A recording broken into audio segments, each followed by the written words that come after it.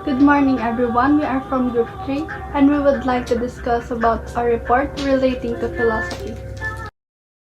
So, how can philosophy guide us in distinguishing truth from opinion?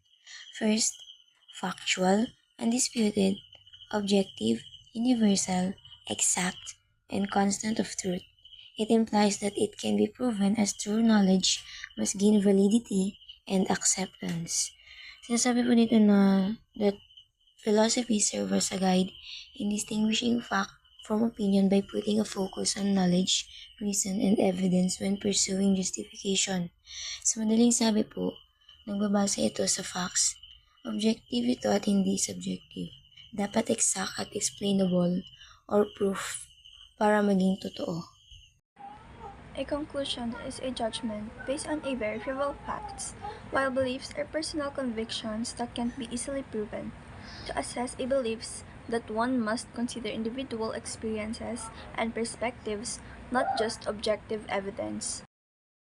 So in the third one, it says that when statements go beyond facts and provide reasons why the statement is true, this is an explanation. Explain makes ideas, while arguments are a series of statements that provide reasons to convince the reader or listener that an opinion is truthful. Arguments are made with the assumption that the truth of the claim is still to be determined. So, sinasabi po dito na yung explanation, layunin niyo po na mas palinawin o mas maintindihan ang isang bagay. Nagbibigay din po ito ng background knowledge or facts para mas maintindihan kung paano o bakit nabubuo ang isang bagay. Sa argument naman, layunin po nito na manghikayat o mangumbinsi ng isang tao sa isang particular na pananaw. Dito din po kabilang ang paglalahad o pagbibigay ng mga dahilan o reasons at ebidensya upang suportan ang isang particular na claim o paninindig. An argument is a reasoned discussion aimed at reaching an agreement or understanding, while fighting is an emotional expression of anger that ignores the other person's perspective. Effective arguments can resolve differences, whereas fighting often exacerbates them. Logic is a branch of philosophy that studies how to analyze and evaluate arguments. It examines the structure of reasoning and determine validity and soundness in arguments. Correspondence bias. When you say correspondence bias, is our tendency to draw inferences about someone's personality based on their opinion. So, ibig sabihin, kapag correspondence bias ay parang may nasasabi tayo sa isang tao kahit di natin sure kung yun ba talaga or nagdodraw tayo ng inferences base sa kanyang behavior. The second one, we have confirmation bias. When we say confirmation bias is a tendency to search, interpret, and recall information. Or ibig sabihin, kapag confirmation bias, ito yung parang pumipili or pumapabor tayo ng informasyon o kinukumpara o nagpapatunay tayo ng kanilang paniwala o mga pananaw. Conflict of interest occurs when an entity or individual becomes unreliable because of a clash between personal or self-serving interests and professional duties or responsibilities. Example, as the president of the company and the daughter of the accused, I believe I have the right to express my opinion the issue or alleged corrupt practices. Cultural bias. Tendency to judge other phenomena based on our own cultural preference or by the norms of a particular culture. Example, I ate with some Koreans. They were slurping their soup. I think that they don't have good table manners. In our country, when you are eating with guests, you have to eat with finesse. Hindsight allows people to convince themselves after an event that they had accurately predicted it before it happens. Example: an individual notices that outside it's beginning to look a little bit gray. He says to himself, I bet that is going to rain this afternoon. When it actually does rain, the individual tells himself that he was certain that it would rain.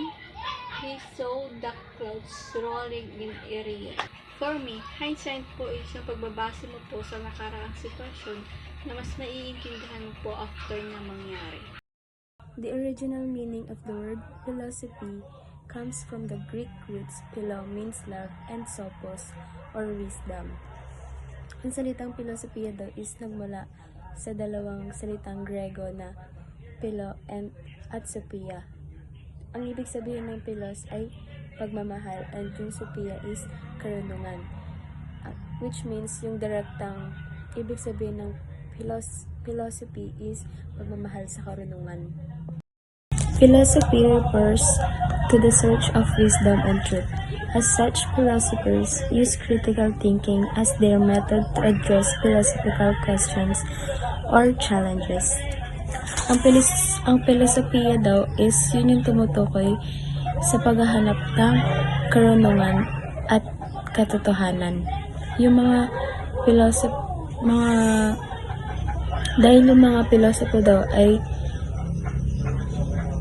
gumagamit ng critical na pag-iisip dahil yun yung pamamaraan nila para matugunan yung mga questions or challenges, mga philosophical na questions or challenges.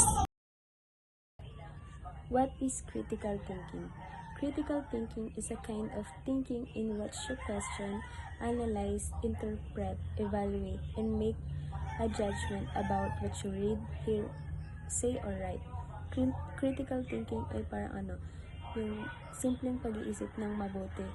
Hindi basta-basta naniniwala sa unang narinig. Iniisip mo muna or sinusuri kung may ebidensya and tinitimbang kung may saysay bago ka magdesisyon o maniwala.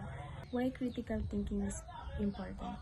Mahalaga ang critical thinking dahil tinutulungan tayo nitong mag-isip ng mabuti and hindi agad naniniwala sa lahat and makagawa tayo ng tamang desisyon. Socratic method of philosophizing. The Socratic method, also known by the Greek term elenchus, that means to inquire or to cross-examine, is an exchange of ideas using Socratic questioning. So what is Socratic questioning? Socratic questioning is a style of inquiry that challenges assumption, clarifies meaning, and uncover underlying principle in order to investigate difficult ideas, concepts, and beliefs.